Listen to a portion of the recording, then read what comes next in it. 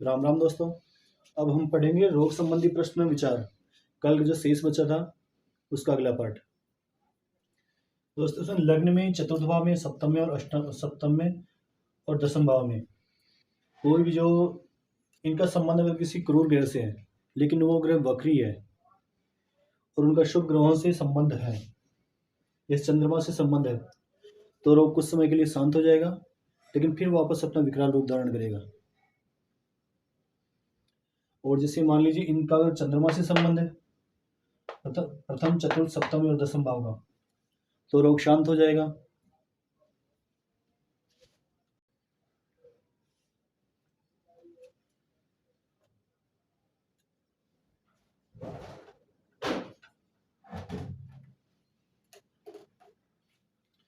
इसमें ऐसा दोस्तों, अगर प्रथम, चतुर्थ, सप्तम और दसम भाव का संबंध अगर वक्री क्रूर ग्रह से है और जैसे उन पे चंद्रमा की भी दृष्टि है या उनका संबंध जैसे रोगनाश से है, तो उस समय तो रोग शीघ्र शांत हो जाएगा लेकिन वापस अपना पुनः विकराल रूप धारण करेगा।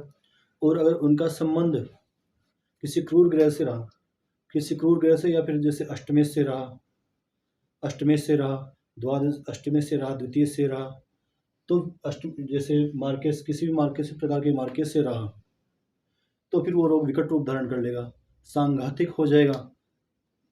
सांघातिक यानी मारक, मारक टाइप का हो जाएगा, जिससे आदमी की मृत्यु भी हो सकती है या मृत्यु समान कष्ट होता है।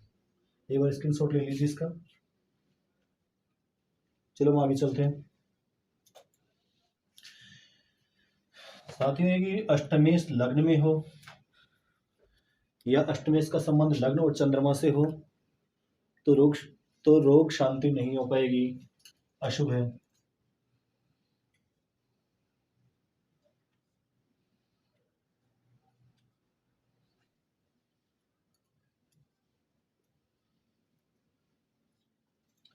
साथियों अष्टमेश को मृत्यु भाव भी कहा जाता है। अष्टमेश का संबंध अगर लग्न से हो या चंद्रमा से हो तो रोगनाश नहीं होगा।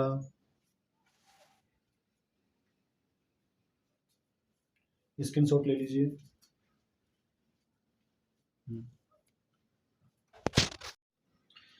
यदि अष्टमेश और अष्टमेश से अष्टम का संबंध लग्न और लग्नेश से हो और दोनों एक साथ में हो या अष्टमेश लग्न में हो या फिर दोनों केंद्र में हो, कहीं भी दोनों निर्बल हो, तो रोगी की मृत्यु होगी। अष्टमेश लग्न में हो और निर्बल हो और लग्नेश भी निर्बल हो तो निश्चित रूप से रोगी की मृत्यु होगी, ऐसा कहना चाहिए। और जैसे दोनों का कहीं भी संबंध हो, अष्टमेश और कहीं हो, लग्नेश और कहीं हो, दोनों एक दूसरे को देख रहे हो या फिर अष्टमेश लग्न को देख रहा हो, लग्न में बैठा हो, तो भी अशुभ कहना है।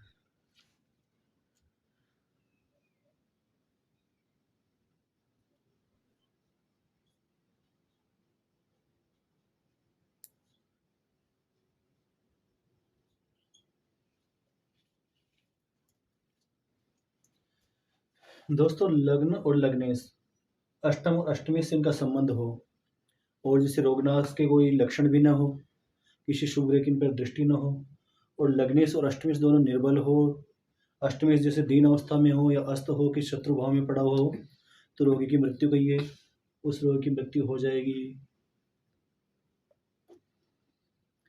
अब दोस्तों देखना है रोग क्या होगा, किससे संबंधित होगा। सबसे मेन बात यह है कि हमने बता दिया रोग का ये सारा, लेकिन रोग क्या हो, किस जगह पे रोग हो और किस प्रकार का रोग हो, चलो ये देखते हैं। सबसे मेन पॉइंट ये है अपना, एक बार इसका स्क्रीनशॉट ले लीजिए।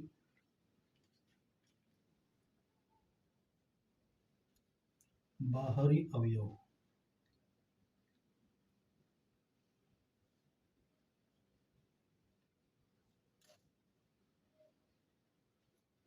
दोस्तों देखना है शरीर के बाहरी अंगों में कौन कौन से अंग में कौन कौन सी राशि हो, कौन कौन से भाव हो, तो कौन कौन से रोग हो।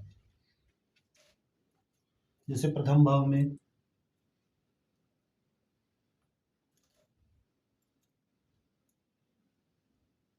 सिर, मेष राशि और प्रथम भाव से सिर का संबंध होता है यहाँ का।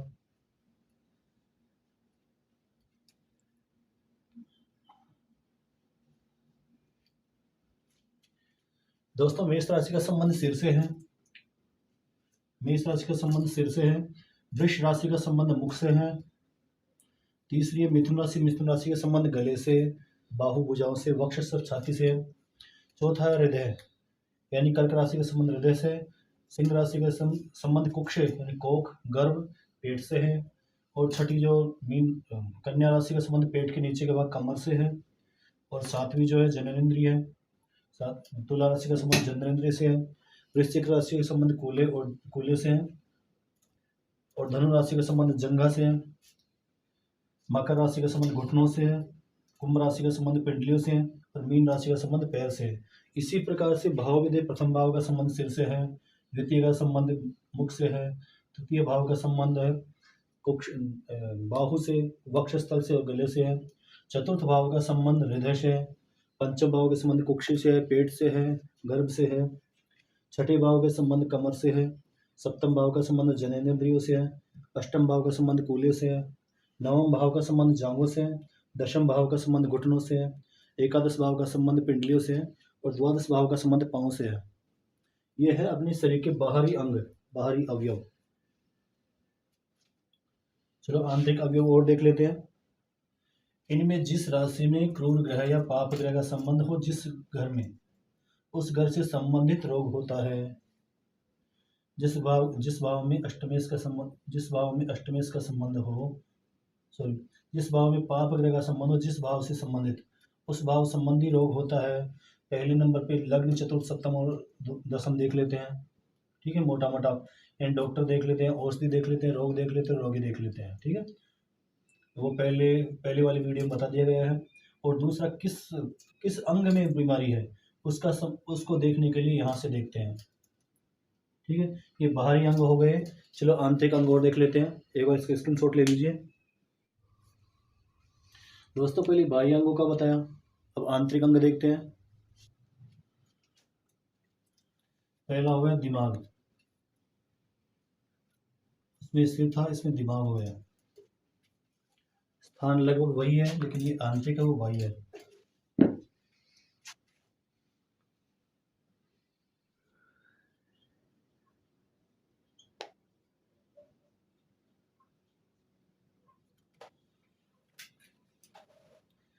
ये हो गए दोस्तों आंतरिक अंग, शरीर के आंतरिक अंग।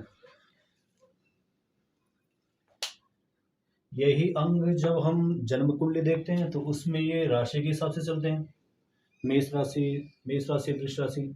और यही अंग जब हम प्रश्न कुंडली देखते हैं तो उनमें भाव के हिसाब से चलते हैं। ठीक है, तो भाव के हिसाब से और राशि के हिसाब से दोनों का तालमेल बना के हमको प्रादेश करना है। ठीक है, तो जैसे 1 नंबर से दिमाग हो गए, यहाँ पे 2 नंबर से कंठ की नली और टॉन्सिल हो गए, कंठ की नली हो गए, टॉन्सिल हो गए। 3 नंबर से फेफड़े हो गए, श्वास नलिका हो गई। 4 नंबर से पाचन शक्ति हो गई। पंचम भाव से हृदय हो गया, दिल हो गया। छठे भाव से आंतड़ियाँ हो गई।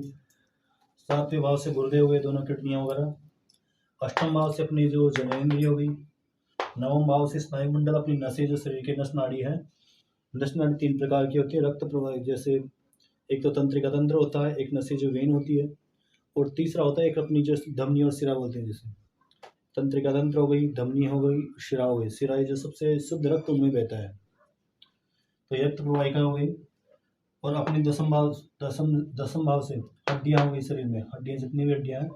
एकादश भाव में रक्त हो गया और रक्त प्रवाह हो गया। और द्वादश भाव में सर्वत्र कफोत्पादन, कफ जो अपने कफ होता है वो द्वादश भाव से देखा जाता है। इसी प्रकार से हम देख लेते हैं। जैसे छठे भाव से हो गई आंतड़ियाँ हो गई, इस पर लीवर वगैरह भी देख सकते हैं। और पीछे जैसे रीढ़ की हड्डी वगैरह भी देख सकते हैं। तो उनमें कहीं भी कोई भी प्रॉब्लम हो, दिक्कत हो, तो वो हम जिससे जो भाव पीड़ित हो, जो भाव अपने शत्रु ग्रह से या क्रूर ग्रह से, पाप ग्रह से पीड़ित हो, और इस चंद्रमा की दृष्टि न हो, लग्न से संबंध न हो, तो हम उस संबंधी बीमारी कहेंगे, उससे संबंधित रोग कहेंगे। ठीक है, इसमें जैसे रोगनाश का योग न बन रहा हो और रोगी होने का योग बन रहा हो,